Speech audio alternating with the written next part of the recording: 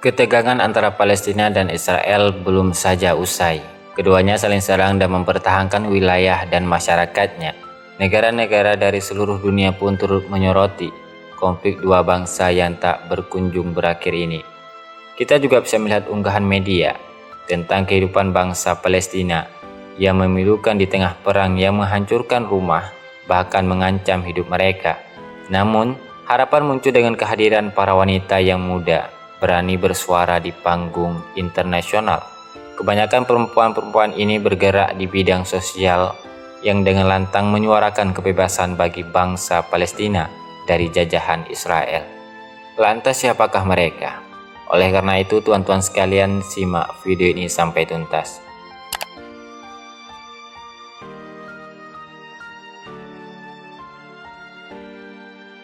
Jannah Jihad. Ia adalah lahir dan besar di Nabi Saleh, sebuah desa di tepi barat Palestina. Jannah Jihad adalah seorang aktivis pemuda dan jurnalis. Gadis berusia 15 tahun ini mendokumentasikan konflik selama beberapa tahun dengan cara yang tidak dilakukan sebagai besar media. Ia juga memberikan sudut pandang yang akurat tentang tanah kelahirannya. Pada usianya yang baru menginjak 7 tahun ketika itu, Jannah mulai melaporkan konflik Palestina-Israel setelah melihat dua anggota keluarganya terbunuh. Dia memfilmkan protes di desanya dan mengunggah rekaman itu secara online. Postingannya sukses dilihat lebih dari 300.000 orang dari seluruh dunia. Selama 5 tahun terakhir, Jannah telah melakukan perjalanan ke negara-negara seperti Yordania, Turki, dan Afrika Selatan untuk menyebarkan kesadaran akan kekerasan yang sedang berlangsung di wilayah Palestina. Popularitasnya yang meningkat membuat ia mendapat gelar wartawan termuda di Palestina.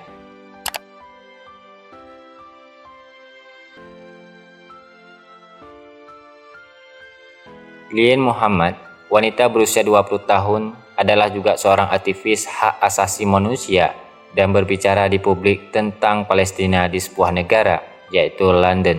Ia mengambil sikap tegas terhadap penduduk Israel atas Palestina dan mengambilkan haknya untuk suatu hari nanti ketika ke tanah leluhurnya. Dia pertama kali menjadi sorotan pada usia 15 tahun dalam lomba berbicara di depan umum. Ketika itu dia berpidato berjudul "Burung Bukan Bom". Dia mengungkapkan kenyataan menyedihkan menjadi orang Palestina dan menyerukan kebebasan bagi semua orang yang hidup di bawah penjajahannya, yang tak lain adalah Israel. Namun, banyak memberikan pidatonya dengan respon negatif, sehingga dia didiskualifikasi dari lomba tersebut. Tetapi momen tersebut justru membuat banyak orang yang tertarik kepadanya. Pidatonya yang memberikan pesan yang kuat itu menjadi viral hanya dalam waktu semalam. Sejak mendapatkan popularitas, Lien telah menggunakan panggungnya untuk berbicara di berbagai acara, termasuk pidato di depan lebih dari 200.000 orang pengunjuk rasa di London. Dia terus bersuara secara terbuka tentang kejahatan dan kekerasan pemerintah Israel terhadap Palestina.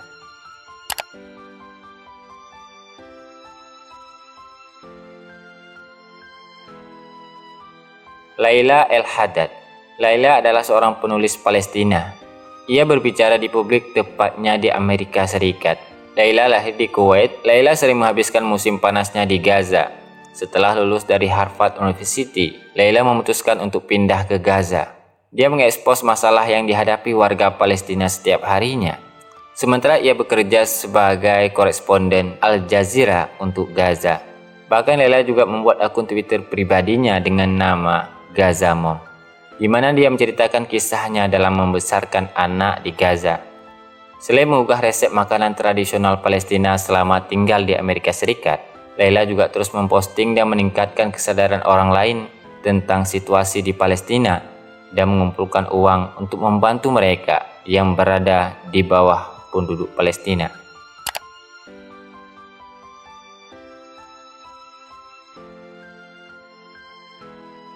Ahad Tamimi.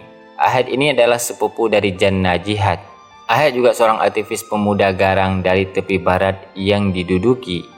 Dia dikenal karena berkecimpung dalam protes yang mengungkapkan penentangannya terhadap perluasan permukiman Israel.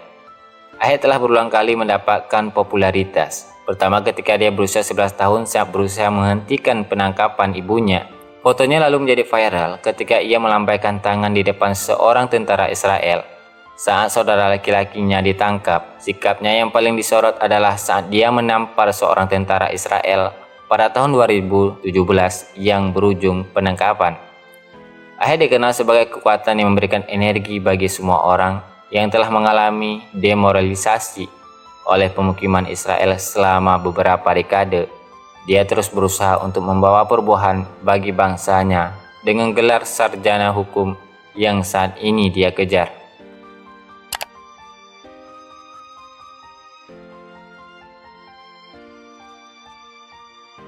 Rana Nazal Hamadeh. Rana adalah seorang seniman atau aktivis Palestina Kanada yang menggunakan fotografi dan pembuatan film untuk menggambarkan pemindahan dan penghapusan di tepi barat Palestina. Rana mengadakan pameran di Kanada untuk menunjukkan kepada orang-orang di barat seperti apa kehidupan Palestina. Dalam satu pameran, ia memilih untuk menampilkan tanah yang dikumpulkannya melalui perjalanan di Palestina. Aksi itu bertujuan untuk menunjukkan hubungan masyarakat dengan tanah air mereka. Dia secara teratur turun ke Jalan Rahmalah untuk memprotes pemerintah dan menyuarakan kemerdekaan Gaza. Tuan-tuan sekalian yang dirahmati Allah Subhanahu wa taala, berbicara tentang wanita Palestina, mungkin tuan-tuan sekalian juga pernah mendengar tentang seorang pahlawan wanita bernama Razan Al-Najjar.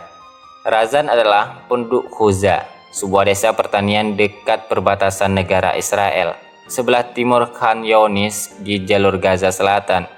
Ayahnya yang bernama Ashraf Al-Najjar. Beliau ini memiliki toko yang menjual suku cadang sepeda motor.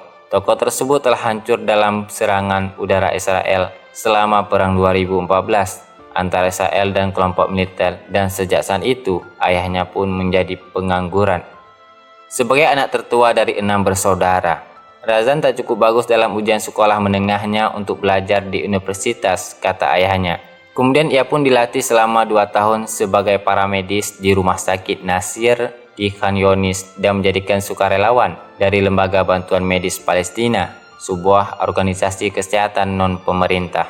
Membantu perjuangan warga Palestina dan berada di garis depan, peperangan bukan hanya milik para lelaki, melainkan wanita juga bisa. Setidaknya, itulah prinsip yang dianut oleh Razan Al-Najjar. Menjalani hari-hari sebagai pekerja medis darurat sukarela, Razan ingin membuktikan bahwa perempuan juga bisa memiliki peran dalam membebaskan tanah yang Allah sebutkan dalam Al-Quran ini. Bahkan dalam wawancaranya ia berkata, menjadi tenaga medis bukan hanya pekerjaan untuk seorang pria, tetapi wanita juga bisa walaupun kondisi yang tidak memungkinkan. Namun siapa sangka, Allah lebih sayang kepada seorang wanita yang mempunyai prinsip untuk menolong sesama umat muslim. Razan pun meninggal dunia dan menjadi korban ke-116 dari pihak Palestina. Razan ditembak di hari Jumat di waktu sore, ketika 1 jam menjelang matahari terbenam. Dan saat itu Razan yang berpakaian putih tim medis tengah membantu salah seorang pengunjuk rasa lainnya untuk terakhir kalinya.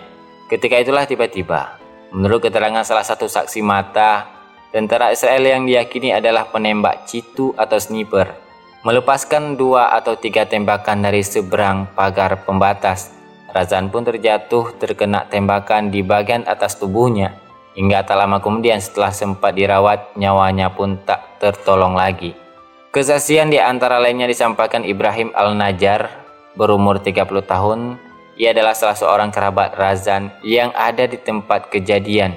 Menurut Ibrahim, saat itu Razan berada kurang dari 90 meter dari pagar, sembari memasang perban untuk seorang laki-laki yang terluka usai terkena gas air mata. Sang laki-laki itu pada waktu itu dibawa oleh ambulan. Sementara rekan-rekan Razan lantas mendekatinya yang juga sedikit terpengaruh gas air mata. Dan saat itulah, kata Ibrahim, tiba-tiba terdengar tembakan dan Razan pun tumbang. Ayah Razan mengatakan kepada awak media bahwa sebelum meninggal, sebelum kejadian putrinya makan sahur dan sholat sebelum fajar pada hari Jumat, sebelum awal Ramadan untuk berpuasa dari matahari terbit hingga terbenam, dan itulah terakhir kali dia melihatnya. Tuan-tuan sekalian yang dirahmati Allah Subhanahu wa taala, itulah 6 wanita yang patut kita ikuti dan kita contohkan serta patut dijadikan apresiasi. Pertanyaannya sekarang, apa yang telah kita lakukan untuk warga Palestina? Apa kontribusi kita untuk sesama umat muslim?